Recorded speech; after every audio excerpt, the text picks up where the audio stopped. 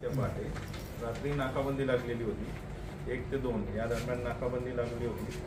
संकेत Shinde PSI आणि त्यांची team नाकाबंदी कर्तव्य करत होते. त्यावेळेस मुंब्रा पनवेल रोडवरती एक रिक्षा नाकाबंदी पॉईंटच्या जवळ आल्यानंतर त्यांनी तिथून पळून जायचा प्रयत्न केला. त्यावेळेस आमच्या टीमने त्या दोन लोकांना पकडलं. त्याच्यात गौरव वाघे आणि अरबाज पठाण अशी त्या दोघांची नावं आहे. तर पकडल्यानंतर झडती घेतली तर त्यांच्याकडे 3 हत्यारं मिळाली. यातली आता जी दाखवली एकूण 10 हत्यारं आहेत, त्यातली 3 हत्यारं मिळाली. नंतर इंट्रोगेशन केल्यानंतर त्यांनी अधिक माहिती दिली आणि त्याच्या आधारावर त्यांच्या घरझडती घेतल्यानंतर अजून 7 हत्यारं मिळालेली आहेत. नंतर ही जी रिक्षा होती, रिक्षाबाबत विचारणा केली तर ती रिक्षा ही चोरीची घेऊन ते चालले होते, चोरून चालले होते.